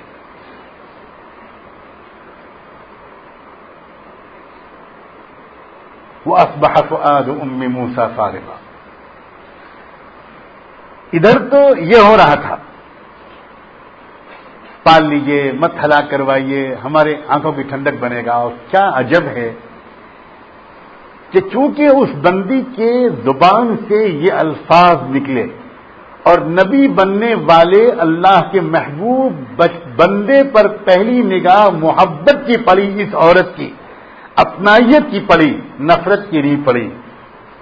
شاید اللہ نے اسی ادا کو قبول کر کے فرعون کی اسی بیوی کو ایمان والا بنا دیا اور جنت کی عورتوں کی سردار بنا دیا. اور صرف جنت کی عورتوں کی سردار نہیں بنایا، شاید یہ اسی محبوب دو جہاں، محبوب دو عالم، محبوب رب العالمین حضرت موسیٰ علیہ السلام اللہ تعالیٰ کے خاص طریقے کے محبوب تھے. لِتُصْنَعَ عَلَىٰ عَيْنِي، عجیب قسم کے الفاظ ہیں. وَاصْطَنَعْتُكَ لِنَفْسِي، اللہ تعالیٰ نے موسیٰ علیہ السلام پر جو تجلیات اتاری ہیں وہ ان کا خاص مقام ہے. اس بندے پر محبت کی نگاہ ڈالنے والی کو انعام دیا.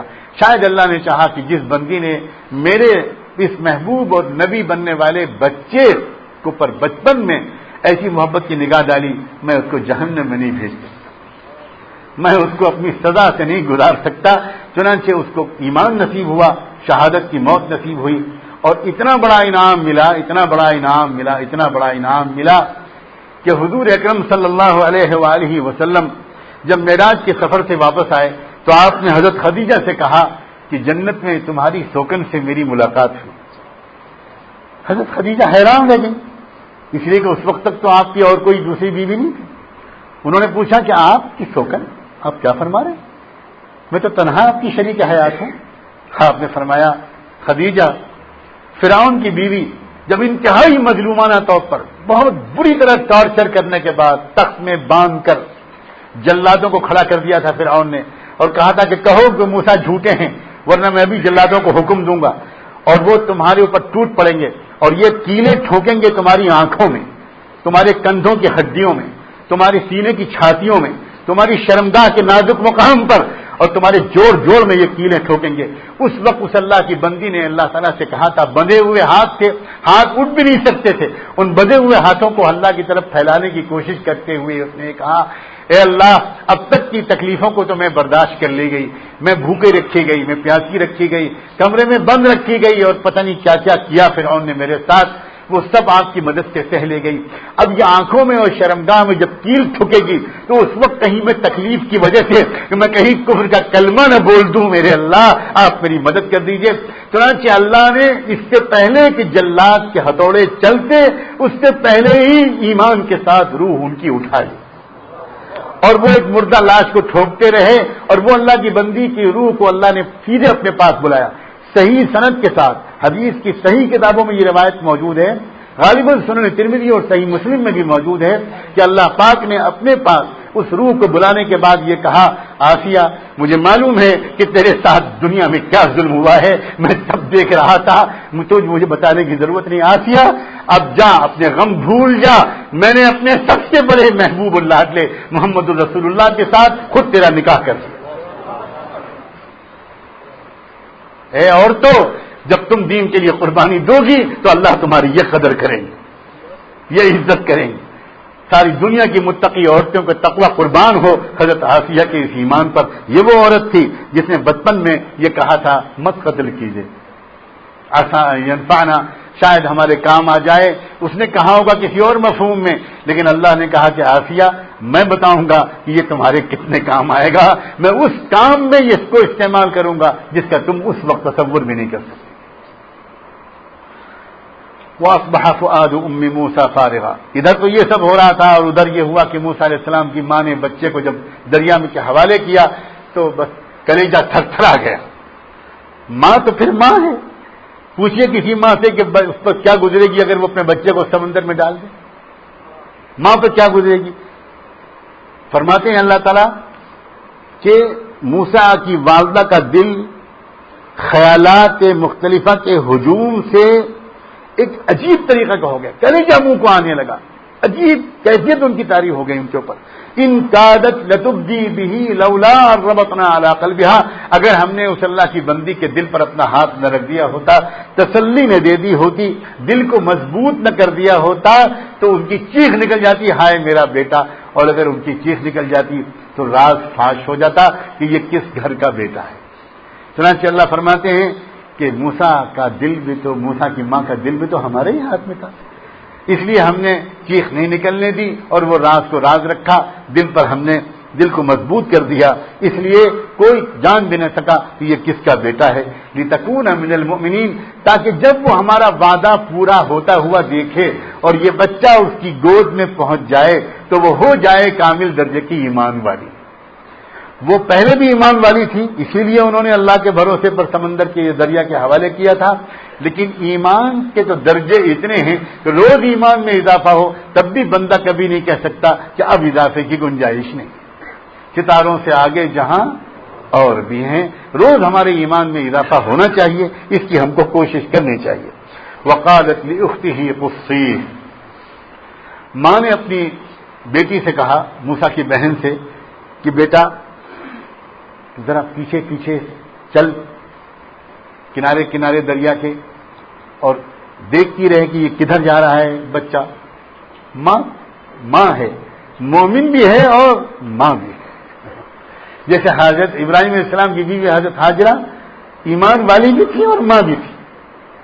تو عورت کی اس عجیب یہ جو ایک عجیب کیفیت ہے، اللہ پورا احترام کرتا ہے اس کی ماں ہونے کا اور اللہ پوری قدر کرتا ہے اس کے مومن ہونے کا. اس ماں ہونے کی وجہ سے اللہ تعالیٰ یہ نہیں چاہتا مومن ہونے کی وجہ سے کہ وہ بس یہ کہے کہ میں نے تو سمندر کے حوالے کر دیا، اللہ پر یقین ہے، مجھ سے کیا مطلب، اللہ حفاظت کرے. یہ ماں نہیں کر سکتی اور اللہ کو ماں سے یہ امید بھی نہیں ہے، ماں پر یہ بوجھ بھی نہیں ڈالنا چاہتا اللہ. نہیں ماں نہیں، میری بندی تو ماں بن کر جب مجھ پر بھروسہ کرتی ہے تب تیرا درجہ بلند ہوتا ہے. چنانچہ وہی ہوا، انہوں نے اسباب اختیار کیے. بیٹی سے کہا کہ بیٹی ذرا تم نظر رکھو کہاں جا رہا ہے تمہارا بھائی. فبصرت به عن جنوب، کیا لفظ ہے قرآن کے. تو انہوں نے موسیٰ پر نظر رکھی کنارے کنارے، دیکھتی بھی رہی اور اس طریقے سے دیکھتی رہی کہ کوئی جان نہ سکا کہ یہ بچی اس بچے کو فالو کر رہی ہے، دیکھ رہی ہے. یہ ہے تربیت کی بات، یہ ہے سمجھداری کی بات، اور ہمیں یہ سیکھنا چاہیے. غیر تربیت یافتہ آدمی سے کبھی کہہ دیں کہ ذرا خاموشی کے ساتھ آپ اس چیز کو ذرا دیکھیں، تو پھر دیکھیے کہ وہ السلام علیکم، وعلیکم السلام، بھائی صاحب ذرا سا آپ بھی بتائیے فلاں چیز کو دیکھنے کا مجھے حکم دیا گیا، اور ذرا آپ بھی بتائیے، اور ذرا وہ دیکھیے، اور ادھر دیکھ رہے ہیں آنکھیں پھاڑ کے تاکہ خود ہی آدمی سمجھ جائے کہ یہ کسی چیز کو دیکھ رہا ہے. تو اگر اس مجمع میں سے کسی سے کہہ دیا گیا تو جو گرفتاری کل ہونی تھی وہ انشاءاللہ آج اثر سے پہلے ہو جائے. سب اللہ والے بیٹھے ہیں، ان کو کوئی پتہ نہیں ہے کہ اس قسم کی تربیتیں کیا ہوتی ہیں. دن رات مجھے اس کا تجربہ ہو رہا ہے، یہاں تو زیادہ بڑی تعداد میں اللہ والے. یہ غلط بات ہے، یہ ایمانی مزاج نہیں ہے. جس چیز کو کہہ دیا گیا کہ یہ راز میں رہے گی اسے راز رکھیے. یہاں تو یہ مصیبت ہے کہ کسی کو بھنک لگ گئی کہ فلاں صاحب کو کہیں سفر ہو رہا ہے، اب پیٹ میں درد ہو رہا ہے. کہاں کا سفر ہو رہا ہے، کہاں کا سفر ہو رہا ہے، کتنے دن کا سفر ہو رہا ہے، کون ساتھ جا رہا ہے. یہ لایانی باتوں کا معلوم کرنا اب توبہ کر لیجئے. امت جن حالات میں داخل ہو رہی ہے اس میں فرض ہے ہمارا کہ ہم اپنے پیٹ کو بڑا کریں اور ظرف بلند کریں. غیر ضروری باتیں مت پوچھیے، غیر ضروری باتیں مت کیجیے، لایانی باتیں مت کیجیے، خاموش رہیے، عملی انسان بنیے. عملی انسان اس بچی سے سبق لیجیے جس نے بڑے بوڑھوں کو سبق سکھا دیا. فبصرت به عن جنوب، خاموشی کے ساتھ چلتی رہی، جیسے دریا کے کنارے سیر کر رہی، کبھی کبوتر دیکھ رہی، کبھی چڑیا دیکھ رہی، کبھی بگلا دیکھ رہی، چپکے سے بچے بھائی کو بھی دیکھ رہی. کسی کو خبر بھی نہیں، کسی کو خبر بھی نہیں کہ بچی کاہے کے لیے آ رہی ہے. فبصرت به عن جنوب وهم لا يشعرون، اور ان لال بجکڑوں کو سمجھ ہی میں نہیں آیا کہ یہ بچی کہاں جا رہی، کچھ خبر نہیں ہوئی کسی کو. یہ دین کا جز ہے. دین کا مطلب بیوقوفی نہیں ہے، دین کا مطلب حماقت نہیں ہے، دین کا مطلب چالاکی ہے. جب صدیق اکبر رضی اللہ تعالیٰ عنہ حضرت حضور پاک صلی اللہ علیہ وسلم کے ساتھ سفر ہجرت میں جا رہے تھے، چھپتے چھپاتے راستے میں کہیں کسی نے دیکھ لیا، اور چونکہ صدیق اکبر برابر اس راستے پر سفر کرتے رہتے تھے کاروباری، تو ان کو پہچان گئے لوگ، حضور کو نہیں پہچان سکتے. تو پوچھنے والے نے کہ یہ کون ہے جو تمہارے ساتھ ہے؟ ہمارے آپ کا جیسا آدمی ہوتا تو کہتا کہ اللہ پر یقین ہے، اللہ کی مدد ہمارے ساتھ ہے، یہ محمد صلی اللہ علیہ وسلم یقین ہے. اور انشاءاللہ اسی وقت تاریخ کا دروازہ باب پلٹ جاتا ہے. لیکن صحابہ یقین کے ساتھ عقل بھی سیکھتے تھے، حکمت بھی سیکھتے تھے، حسن تدبیر بھی سیکھتے تھے۔ صدیق اکبر نے جواب دیا، ہاں دن یہدینی، ایک گائیڈ ہیں جو ذرا رہنمائی رہبری کا کام کر رہے ہیں۔ اس زمانے میں مکہ مدینے کے راستے میں کسی گائیڈ کو ساتھ لے کر چلنے کا رواج تھا جو راستے کی رہبری کرے۔ تو ایسا لفظ بولا جس کے دو معنی ہیں۔ صدیق اکبر کی مراد تو یہ ہوگی کہ یہاں یہ دو عالم ہیں میری رہبری کے لیے، میرے رہبر ہیں، لیکن لفظ وہ بولا جس سے سننے والا یہ سمجھا کہ یہ راستے کے گائیڈ ہیں۔ اس اللہ کی بندی کو دیکھیے، چپ چاپ چل رہی ہے، کسی کو خبر بھی نہیں ہوئی۔ قرآن گواہ ہے، اور یہ باتیں میں فضول سے نہیں بیان کر رہا ہوں۔ اگر قرآن کو صرف یہ بتانا ہوتا کہ وہ ساتھ ساتھ چلی تو عن جنوبن کیوں کہتا اور وہم لا یشعرون کیوں کہتا؟ قرآن ساتھ ساتھ یہ سب سلیقہ سکھانا چاہ رہا ہے، اور یہ ہے تفسیر قرآن کی۔ یہ سکھانا چاہ رہا ہے کہ ایسے موقع پر کیا کرنا چاہیے۔ فبصرت به عن جنوب وہم لا یشعرون، کوئی نہیں بھانپ سکا کہ موسیٰ کی بہن کس ارادے سے جا رہی۔ وحرمنا علیہ المراضع من قبل، اللہ کے منصوبے کا ایک اور حصہ، بچہ بھوکا ہے، اس کو دودھ کی ضرورت ہے۔ اب جب طے ہو گیا کہ بچہ یہیں پلے گا تو پھر محل میں پلنے والے بچے کے لیے دودھ پلانے والیوں کا انتظام کرنا کیا مشکل ہے۔ پل بھر میں ایک سے ایک نرسز اور دائیاں اور دودھ پلانے والیاں آ گئیں، لیکن اللہ تعالیٰ فرماتے ہیں وحرمنا علیہ المراضع من قبل، اور ہم نے پہلے ہی اسے طے کر دیا تھا کہ موسیٰ کسی دودھ پلانے والی کا دودھ قبول نہیں کریں گے۔ اب ایک سے ایک عورتیں آتی ہیں، دائیاں آتی ہیں، اپنے سینے سے لگاتی ہیں، اور عورتیں خوش ہوں گی کہ سرکار والی جہاں کا ولی عہد کا اگر ہم کو دودھ پلائیں گے تب تو بہت انعام ملے گا۔ لیکن موسیٰ ہیں کہ کسی کا دودھ قبول کرنے کے لیے تیار نہیں ہے۔ اب یہ بچی جو ابھی تک تماشائی بنی ہوئی تھی، فقالت هل ادلکم علی اہل بیت یکفلون، کتنی میچور بچی ہے یہ، کتنی سمجھدار بچی ہے۔ کیا کہتی ہے یہ بچی؟ هل ادلکم علی اہل بیت یکفلونہ لکم، میں ایک ایسے گھر والوں کا پتہ آپ لوگوں کو بتاؤں کہ جو آپ کے لیے اس بچے کی پوری پرورش کر دیں گے۔ ذرا غور کیجیے، کہیں ظاہر نہیں ہونے دے رہی ہائے میرا بھائی، میں اس کی بہن ہوں، یہ میرا بھائی ہے۔ اگر یہ کہے گی تو راضی فاش ہو جائے۔ آج کل تو عورتوں لڑکیوں کا ذکر چھوڑیے، مرد ہائے وائے کرنے لگے، ضبط ہی نہیں کر پاتے۔ اور وہ بچی کہاں تربیت تھی اس کی، خاموش، یہاں سنجیدہ، جیسا لگتا ہے وہ احسان کر رہی ہے ان لوگوں کے اوپر۔ هل ادلکم علی اہل بیت یکفلونہ لکم وہم لہ ناصحون، اور آپ بالکل مطمئن رہیں، بہت خیر خواہی کے ساتھ اس بچے کی پرورش وہ گھر والے کر دیں گے۔ وہاں اس وقت تحقیق کا کوئی وقت تو تھا نہیں، جب راشن کارڈ لاؤ، یہ کہاں کی ہے، اور کاؤنسلر کا سرٹیفکیٹ لاؤ، اور یہ لاؤ اور وہ لاؤ، کس گھر کی ہو تم، ذات کیا ہے تمہاری، تمہارے باپ کی انکم کیا ہے، کچھ نہیں۔ اس لیے کہ وہاں تو سارا شاہی خاندان ملک کا کام چھوڑ کر بچے میں لگا ہوا ہے۔ جلدی دودھ پلانے کا انتظام کرو، بچہ رو کے بلک رہا ہے۔ اور بچی نے موقع سے فائدہ اٹھایا، ایسے وقت پر کہا لوہا گرم تھا، ٹھیک وقت پر اسٹرائک کیا، فوراً کیا جواب ملا، ہاں ہاں جلدی جلدی جلدی پلاؤ پلاؤ۔ فرددناہ الی امہ، لیجیے تم لے کے جاؤ بچے، چلو بچے کو لے کے جاؤ۔ سرکاری سواری پر شہزادے موسیٰ کو شہزادی بہن کے ساتھ ان کی ماں کی طرف واپس پہنچا دیا گیا، اور اللہ کا وعدہ پورا ہوا، انا رادوہ الیک، ہم اس تک بچے کو تم تک واپس پہنچائیں گے۔ ماں کو یہاں پر نہیں بلایا گیا، بچے کو ماں کے پاس بھیجا گیا۔ فرزناہ الی امہ کی تقر عینھا ولا تحزن، تاکہ ماں کی آنکھیں ٹھنڈی ہوں اور ماں کا غم ختم ہو، وَلِتَعْلَمَ أَنَّ وَعْدَ اللَّهِ حَقٌّ، اور وہ علم الیقین اس کو حاصل ہو جائے کہ اللہ کا وعدہ برحق، اللہ کا پکا وعدہ ہے، اللہ جو وعدہ کرتے ہیں پورا کر کے دکھاتے ہیں۔ وَلَكِنَّ أَكْثَرَهُمْ لَا يَعْلَمُونَ، لیکن اکثر لوگ نہیں جانتے۔ ڈرتا ہوں میں اس وقت کہ وَلَكِنَّ أَكْثَرَهُمْ لَا يَعْلَمُونَ میں کہیں ہمارے آپ کے نام بھی نہ لکھے ہوئے۔ ہم بھی انہی لوگوں میں سے ہیں کہ جن کو اللہ کے وعدوں پر کامل یقین نہیں ہے. اللہ ہماری اس حالت کو درست فرما دے. وَلَكِنَّ أَكْثَرَهُمْ لَا يَعْلَمُونَ کی فہرست سے ہم کو نکال دے, اور وَلِتَعْلَمَ أَنَّ وَعْدَ اللَّهِ حَقٌّ کی فہرست میں ہم کو شامل فرما دے. یہ ہے وہ رکوع جس کی میں نے تلاوت کی تھی, اور مجھے بہت امید ہے کہ صرف ان قرآنی آیات کے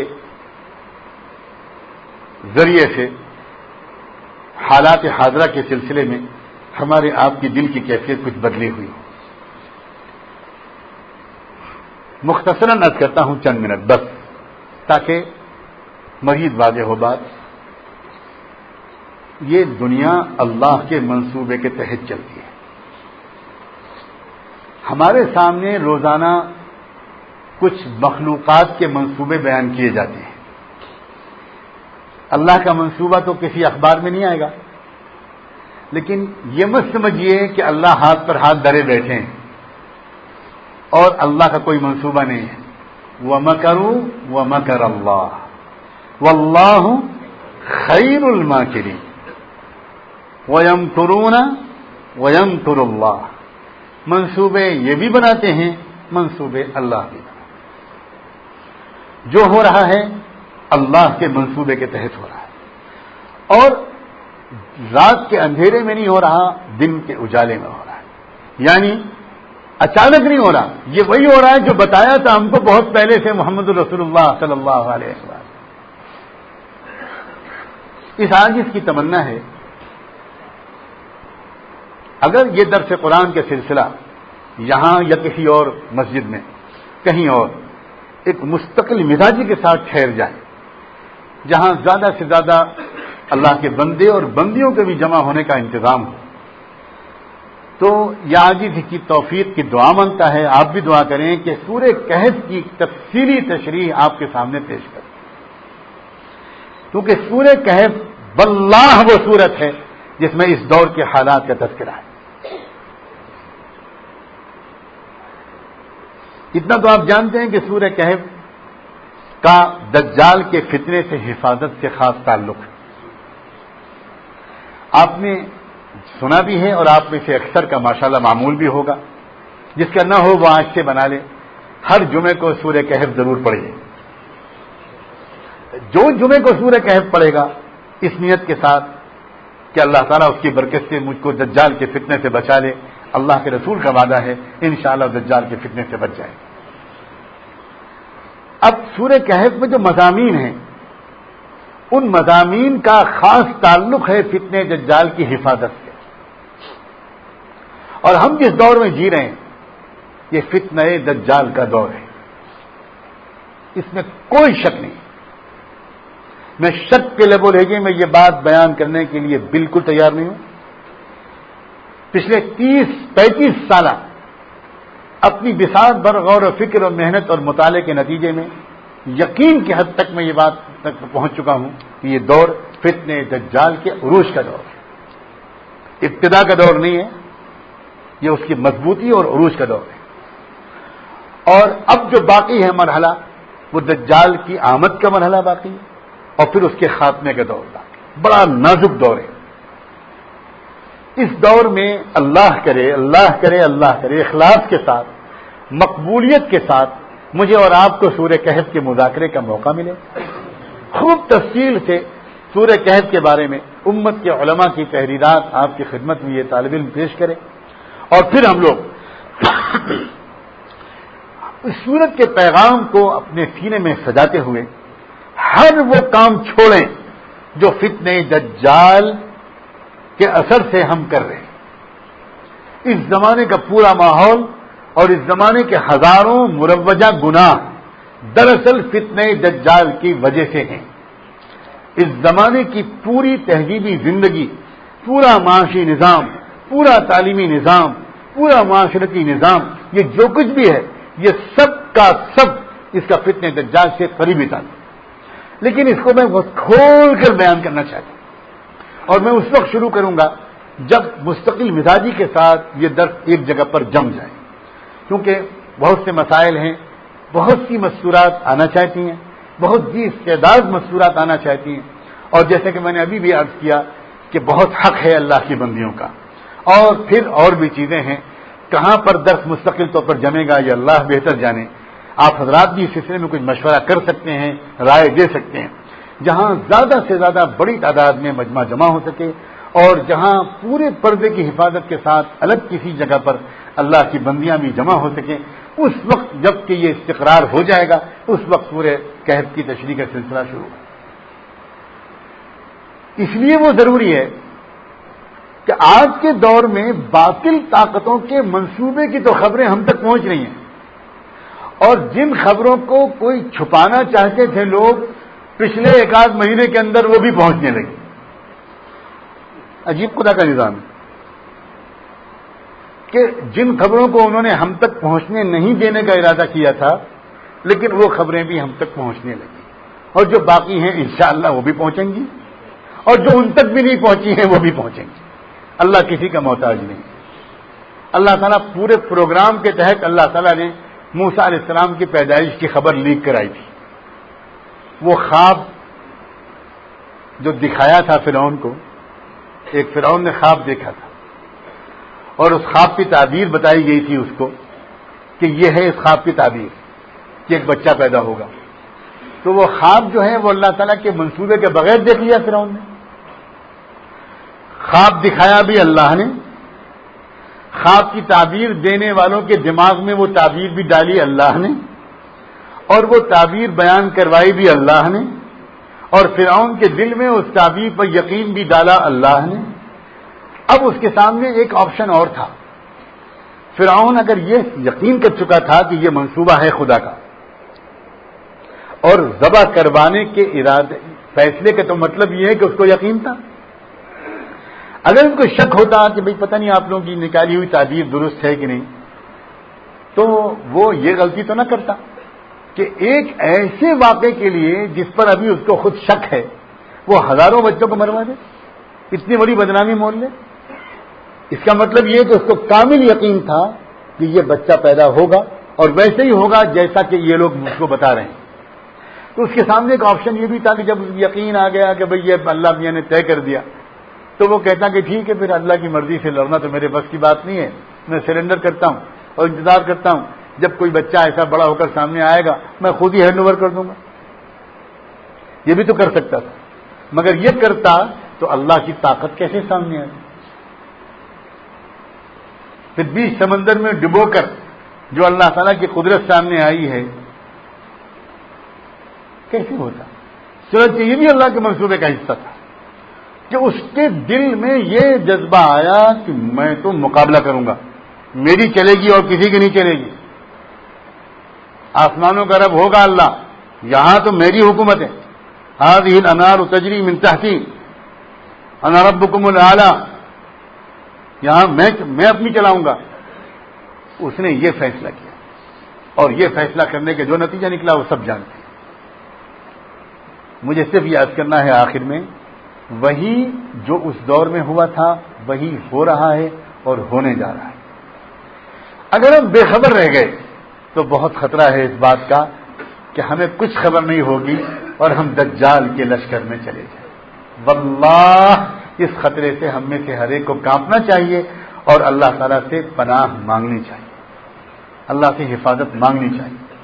آپ جب سورہ کہف کی تشریح سنیں گے انشاءاللہ ثم انشاءاللہ تو آپ کو حالات حاضرہ کے بارے میں زیادہ گہرائی کے ساتھ شعور پیدا ہوگا. پھر ایک سورہ کہف ہی نہیں، اور بھی کچھ حصے ہیں قرآن مجید کے جن کے بارے میں سخت ضرورت کا احساس ہوتا ہے کہ وہ ہر ایمان والے اور ایمان والی کے سامنے اس کا مضمون آ جائے. میں نے پہلے بھی شاید ذکر کیا تھا، انہی میں سے ایک سورہ نور بھی ہے. سورۃ انزلناہا وفرضناہا، یہ واحد سورت ہے جس کے پہلے اللہ تعالیٰ نے فرمایا کہ اس سورت کو ہم نے فرض قرار دیا. علماء امت کا اس پر اتفاق ہے کہ سورہ نور کا علم حاصل کرنا ہر ایمان والے پر فرض عین ہے. اتفاق ہے. کیوں؟ آپ میں سے کتنوں کو سورہ نور کے مضامین کے بارے میں معلوم؟ اللہ سے معافی مانگ لیجئے کہ اللہ اب تک جو غفلت ہوئی اسے معاف فرما. ہونا تو یہ چاہیے تھا کہ ہم کسی درس قرآن کا انتظار بھی نہ کرتے، ہم تو علماء کے پاس جاتے، خوشامد کرتے، ان کی چوکھٹ پہ کھڑے ہو جاتے اور کہتے ہیں کہ آپ کے پاس وقت نہیں ہے، مسجد جاتے ہوئے ہم کو خالی الحمدللہ رب العالمین کا ترجمہ بتا دیجئے، اللہ آپ کو جزائے خیر دے۔ علم کی طلب اللہ کرے ہمارے دل میں اس درجے آ جائے۔ ہم سیدنا عبداللہ ابن عباس سے بڑھ کر نہیں ہیں۔ سیدنا عبداللہ ابن عباس رضی اللہ عنہما اتنے بڑے عالم، حضور کے چچاداد بھائی، عظیم ترین صحابہ، اور صحابہ میں سب سے بڑے مفسر قرآن۔ ایک حدیث کے بارے میں ان کو معلوم ہوا کہ فلاں صحابی، اس حدیث کو حضور اکرم صلی اللہ علیہ وسلم سے براہ راست سننے والے اکیلے وہ ہیں، ہم سب لوگوں کو تو ان کے واسطے سے پہنچی ہے اور لوگوں کے واسطے سے پہنچی، انہوں نے حضور سے سنی تھی۔ تو سفر کر کے عبداللہ ابن عباس ایک لمبا سفر کر کے اس شہر گئے، وہاں جا کر لوگوں سے پوچھا کہ میں ان صحابی کے پاس آیا ہوں،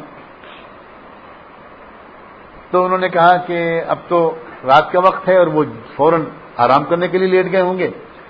فجر کی نماز سے پہلے ہم لوگ دروازے پہ جا کے کھڑے ہو جاتے ہیں، جب فجر میں نکلتے ہیں تو راستے میں ہم ان سے حدیثیں سیکھتے ہوئے جاتے ہیں۔ عبداللہ ابن عباس بھی دروازے پہ جا کر وہاں کھڑے ہو گئے۔ اب جب وہ نکلے صبح کو دروازہ کھول کر عبداللہ ابن عباس کو کھڑا ہوا دیکھا اپنے شاگردوں کے ساتھ، تو تھک تھک کانپنے لگے، کہنے لگے سیدی سیدی سیدی سیدی، اے میرے آقا، یہ آپ یہاں کھڑے، آپ نے مجھے رات میں کیوں نہیں جگا لیا؟ آپ یہاں آئے کیوں؟ آپ نے مجھے وہاں بلا کیوں نہیں لیا اپنے شہر میں؟ یہ کیا غضب ہو گیا، کیا ہوگا؟ عبداللہ ابن عباس نے کہا کہ نہیں، پیاسا کنویں کے پاس آتا ہے اور طالب علم استاد کے پاس جاتا ہے، میں طالب ہوں، میں تم سے وہ حدیث، آپ سے وہ حدیث سننے آیا ہوں، میں آپ کو ناوقت باہر نکلنے کی زحمت نہیں دے سکتا تھا، یہ علم سیکھنے کے آداب میں سے نہیں ہے، یہ ہے علم۔ اللہ تعالی ہم سب لوگوں کو علم اور ذکر کا شوقین بنائے، علم اور ذکر کا طالب بنائے۔ اللہ تعالیٰ آپ کے اس مجمع کو قبول فرمائے، اور اس شہر میں اے اللہ اپنے کرم سے اس پورے علاقے میں قرآن مجید کے علم کو ہر کچے پکے گھر میں ہم الحمدللہ آپ کی بڑی نیکیاں ہیں، آپ کے اس شہر کو بڑے بڑے بزرگوں کی دعائیں حاصل ہیں، میں اس کا گواہ ہوں، بہت سے اولیاء اللہ یہاں سے بڑے خوش ہوئے ہیں، اور بہت آپ نے بڑے بڑے مدارس میں دین کے کاموں میں بڑی مدد کی ہے۔ اللہ آپ کو جزائے خیر دے، آپ کے کاروباروں میں برکت دے، اور اب علم قرآن اور ذکر خدا بندی ان دونوں کے اندر اللہ تعالیٰ آپ کو دنیا ہندوستان میں ایک مقام دے دے۔ اس کے لیے بس میں یہی دعا کر سکتا ہوں کہ کوئی ایک مستقل ایسی جگہ، اللہ تعالیٰ جزائے خیر دے اس جگہ کے منتظموں کو کہ انہوں نے سب سے پہلے یہاں کی پیشکش کی، لیکن مستورات کے نظم میں ذرا سی دقت ہے، اس میں ذرا سے ایک مسئلہ ہے اور تعداد کا مسئلہ بھی ہے، اس لیے مشورہ ہو رہا ہے کہ کہاں پر یہ درس منتقل کیا جائے۔ بعض مقامات زیر غور ہیں، میں نے اس لیے آپ کے سامنے کہا ہے کہ اگر آپ کے ذہن میں کوئی تجویز ہو تو بلا تکلف آپ بھی رکھیں۔ بس اب اس کے بعد دعا ہوگی۔ آئندہ کیا درس کی تاریخ اور جگہ آج اس کا اعلان نہیں ہو پائے گا، اس لیے کہ دو ایک جگہیں زیر غور ہیں، اور انشاءاللہ اخبارات کے ذریعے بھی اطلاع ہو جائے گی اور مساجد میں اس کی اطلاع بھی کروا دی جائے گی۔ آپ دعا کرتے رہیں، اگر اللہ کو یہ سلسلہ پسند ہے تو اس کے لیے آسانیاں پیدا فرما دیں، اور ہمیں اخلاص کے ساتھ اتباع سنت کے ساتھ قرآن مجید کے ارد گرد جمع فرما دیں۔ جزاکم اللہ۔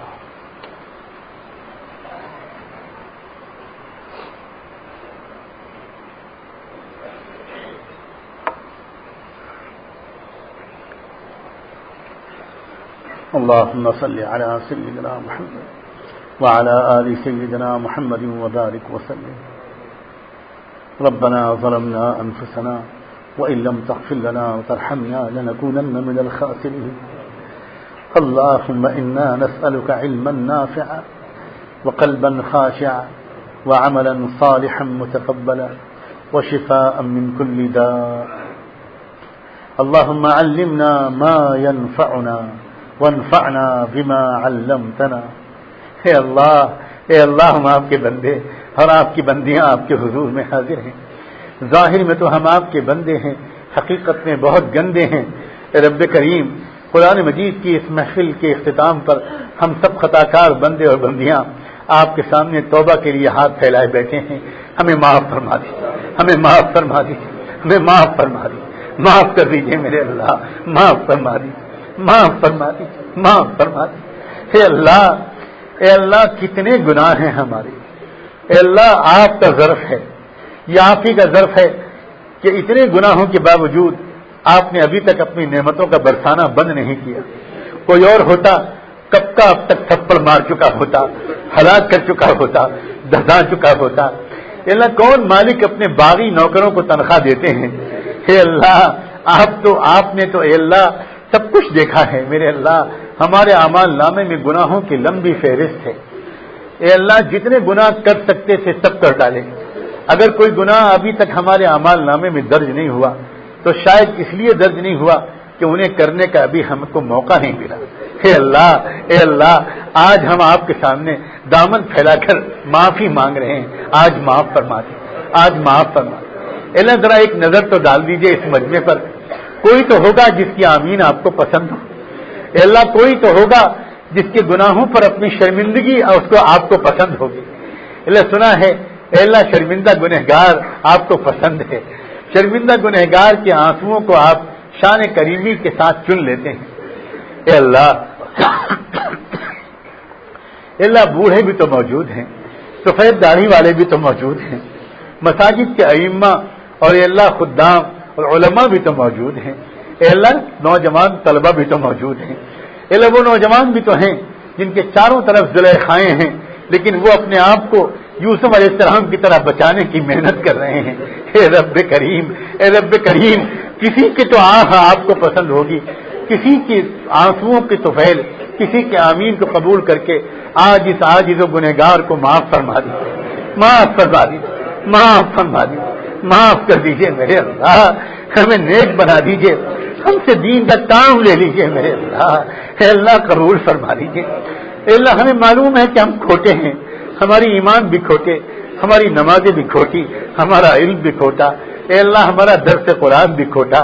اے اللہ لیکن سنا ہے کچھ بندے ایسے بھی تو ہیں آپ کے کہ کوئی کھوٹا سکہ کوئی غریب آدمی ان کو دکھا دیتا ہے, ان کو دیتا ہے اور کہتا ہے بھیا اس کے بدلے روٹی دے دو. وہ بیچارہ غریب آدمی پر نظر ڈالتا ہے اور وہی کھوٹا سکہ رکھ کر اس کو روٹی سالن سب دے دیتا ہے. یہ سوچ کر دے دیتا ہے کہ اگر یہ سکہ واپس کر دیا اور اصلی سکہ مانگ لیا تو یہ غریب بھوکا تو جائے گا, اس کے پاس ہے ہی نہیں, یہ کہاں سے لائے گا.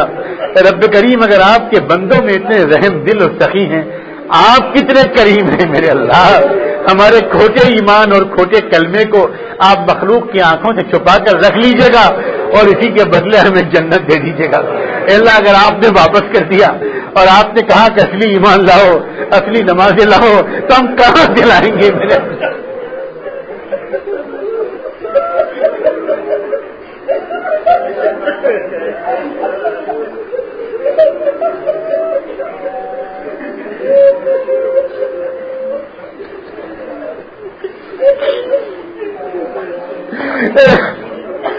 اے اللہ آج ہماری تقدیر بدل دیجیے, آج ہمارا دل بدل دیجیے, آج ہماری زندگی بدل دیجیے.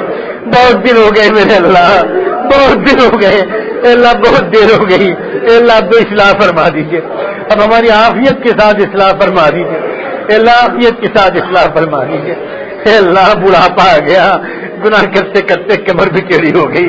اے اللہ تقویٰ دے دیجیے, میرے اللہ تقویٰ دے دیجیے, اپنی محبت دے دیجیے.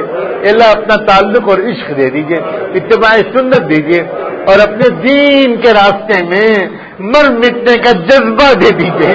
اے اللہ مر مٹنے کا جذبہ دے دیجیے, تن من دھن سب کچھ نشاور کرنے کی توفیق دے دیجیے. اے اللہ ہمارے دلوں میں الفت ڈال دیجیے. اے اللہ الفت ڈال دیجیے, الفت ڈال دیجیے. اے اللہ مدارس و مکاتب کی حفاظت فرما دیجیے, خانقاہوں کی بھی حفاظت فرما دیجیے اور دعوت تبلیغ کی عظیم محنت کی بھی حفاظت فرما دیجیے. اے اللہ دین کے تمام شعبوں میں لگے ہوئے لوگوں کے درمیان الفت اور محبت اور قدر و احترام کا تعلق پیدا فرما دیجیے.